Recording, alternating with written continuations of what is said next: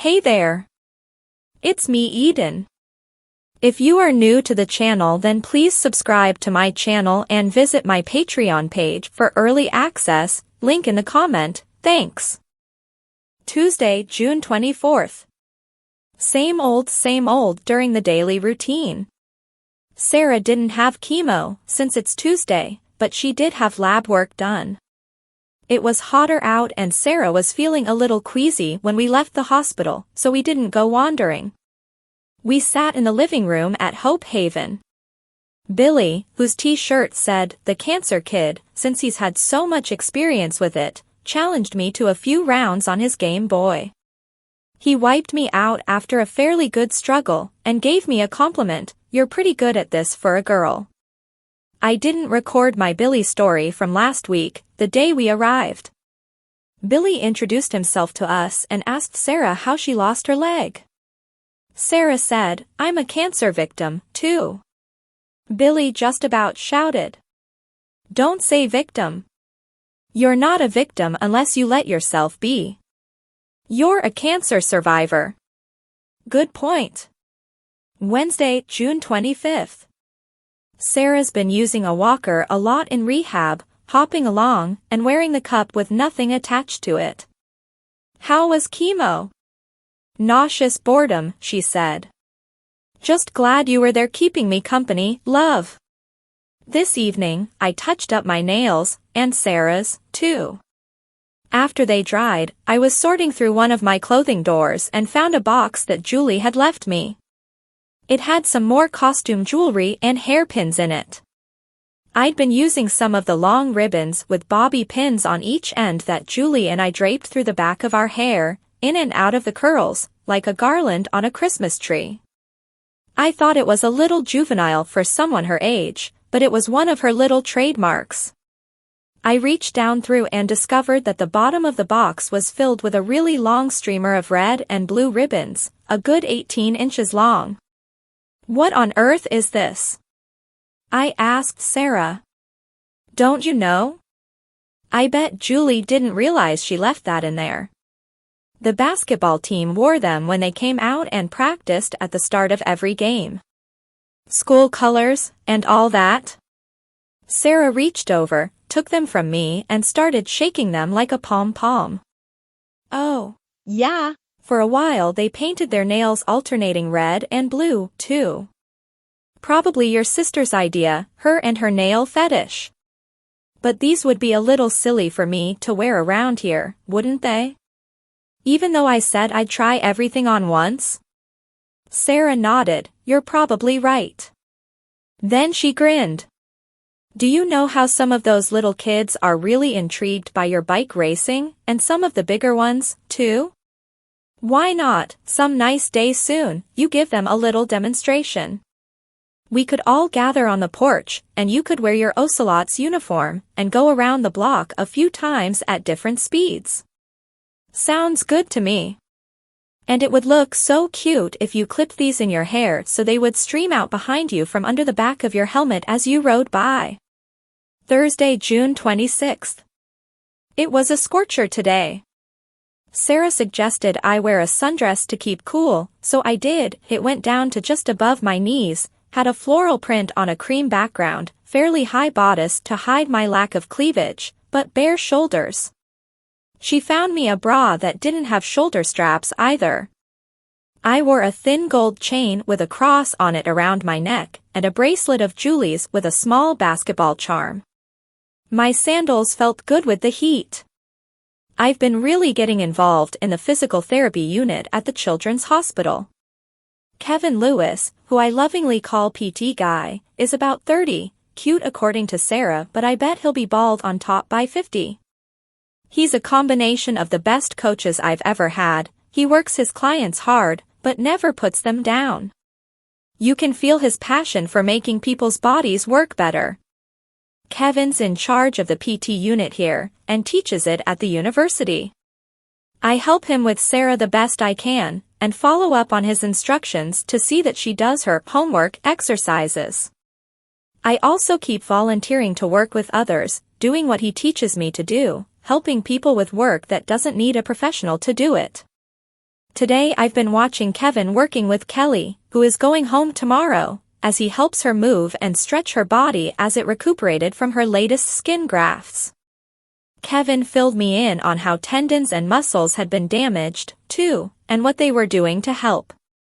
He showed me some simple movements I could work on with her, and said, "I'm going to go help another client. Just help her do these until she complains a lot, okay?" The staff is short-handed, and Kevin asked me if I would be an official member of their volunteer staff. It involves some classroom lessons and guided instruction in the unit. Sarah's my first concern, of course, but it sounded great to me, so I signed on the dotted line.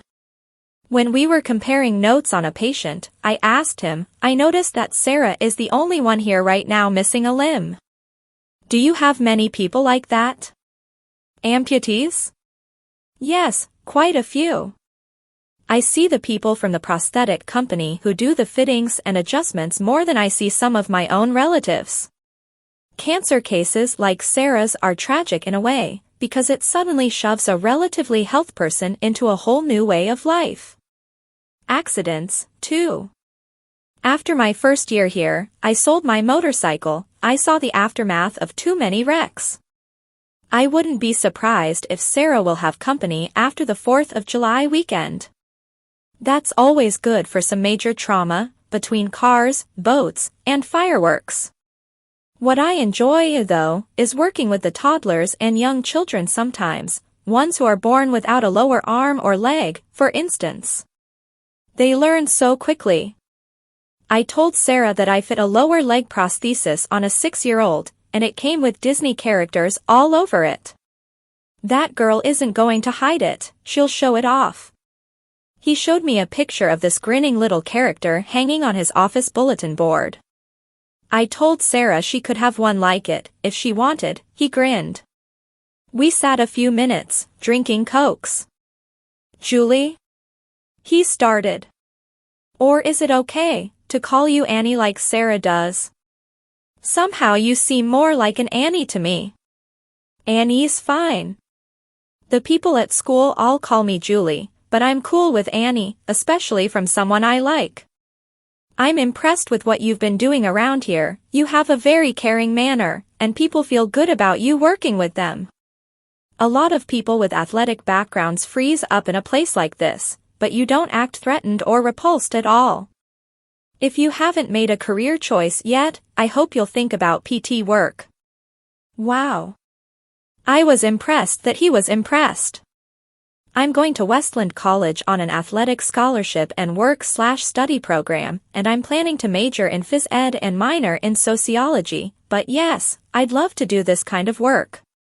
That'd be great. He smiled and said, "I'll do whatever I can to help you. I have some pretty good connections, and we can work out summer jobs, internships, scholarship help, so maybe you can do a joint program between Westland and the university."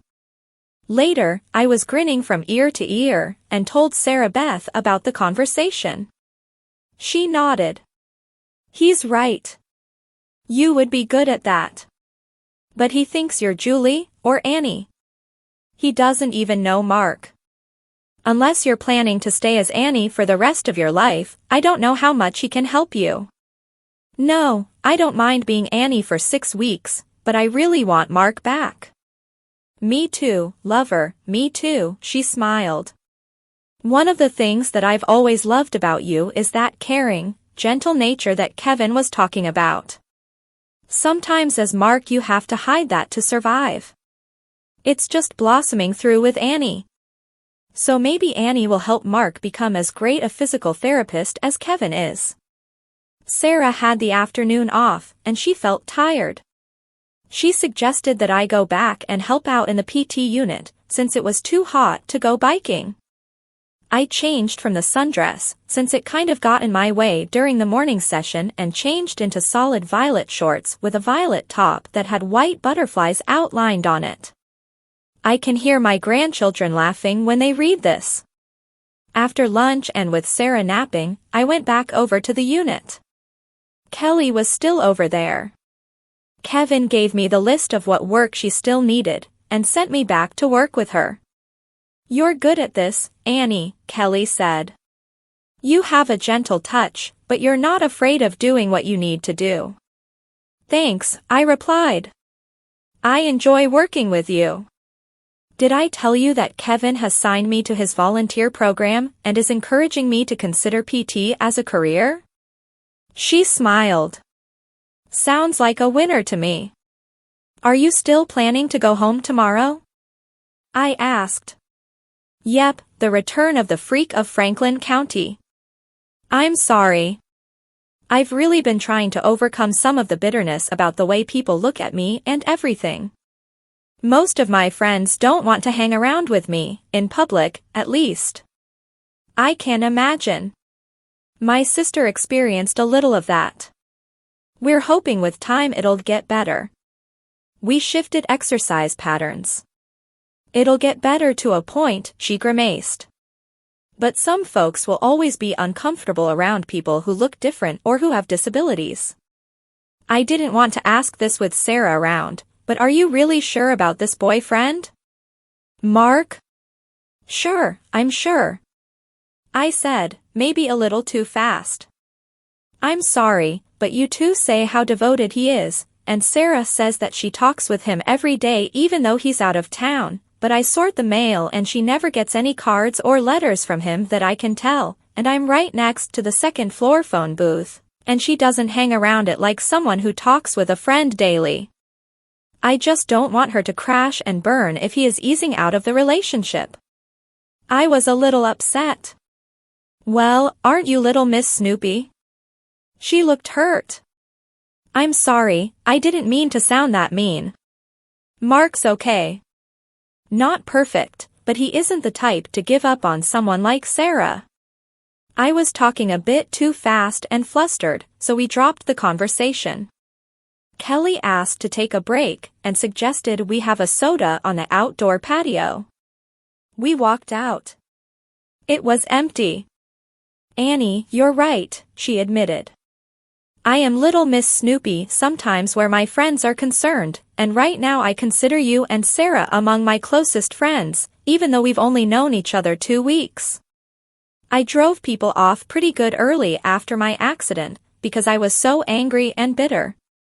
Nobody wanted me, I guessed, so I acted like I didn't need anybody else. So if I seem Snoopy, it's because right now I'm caring for somebody again, you too. And don't worry. I'm a snoop, but I'm not a gossip. Is this leading somewhere, Kelly? I know that you're not a gossip, that's one of the reasons we enjoy sitting with you at mealtimes. We don't like that either. But what there be to gossip about on Sarah and me? Okay. Please trust me on this. First of all, I know you're not Julie. My mouth fell open. What? What do you mean? That phone booth is an old broom closet and it isn't soundproofed. Sometimes I overhear conversations without trying to, especially when I'm entering or leaving my room. One day, Sarah was in there, and she was talking to Julie, calling her that, and calling her sis, and asking how basketball camps were going at Westland. I know that you can't get into Hope Haven without a family member, and if you were pretending to be Julie, then you weren't another family member. I admitted she was right, that I was a close friend who didn't want to leave Sarah alone at such a tough time, since her folks couldn't be here for fear of losing their jobs, or her sister for losing her chance at a good education. You are a very close friend, she said. Very close. Now I may be way off base, and you can slug me if you want, or scream at me, or laugh, or walk away angry, but I really do want to know if my suspicion is correct. Again, I won't tell anybody. Promise. Are you Mark? I sighed, stunned. I finally nodded. I explained what had happened and why I agreed to spend these weeks with Sarah. She smiled when I told about some of the goofy situations we experienced. She seemed to believe it when I told her that we were trying to be true to our commitment not to have sex during this time. Finally, I asked how she figured it out. Sarah never showed me a picture of Mark, like most girls do their boyfriends. There weren't any pictures of Mark on her dresser in her room. She seemed so comfortable and happy talking about him, but I didn't see any real signs that she and him were communicating. And you two get along way too well for sisters, she smiled. It would explain why you always wear makeup on your face. I don't see you as being the kind that would be concerned about a complexion problem, like you told me about earlier, especially around Hope Haven, unless that complexion problem was a beard. The final evidence for me was this morning, when you were working with Sarah on some exercises and were real close to her, there seemed to be a bulge in that cute sundress. I looked bleakly at her. I trust you that you won't give us away, Kelly. But now I'm terrified. If you figured it out, somebody else might. I'd been feeling so secure in all this, so smug, and now all I can think of is the disaster that would happen if the staff at Hope Haven, or the staff here at the hospital found out. I thought we could carry it off. But if we can't, this is just too critical a time in Sarah's life for that to happen. I don't really care what happens to me, but it could devastate the girl I love. Hey, she said, patting my hands. Nice nails, by the way. Did I ever tell you that? But you do such a great job at being Annie, you're so absolutely convincing, that I doubted my doubts about you. If anyone can make this happen, you can. By the way, I know you told me that you had never done this before, but are you having fun as Annie? Yes, I'll have to admit it. I am enjoying it. I never thought I would. I hope that doesn't mean there's anything wrong with me. Nothing's wrong with you, Mark. Just keep on enjoying being Annie, and this will all work out. Trust me. Snoopy or not, I was going to miss this girl. Please subscribe for the next part and visit my Patreon page for early access. Link in the comment, thanks.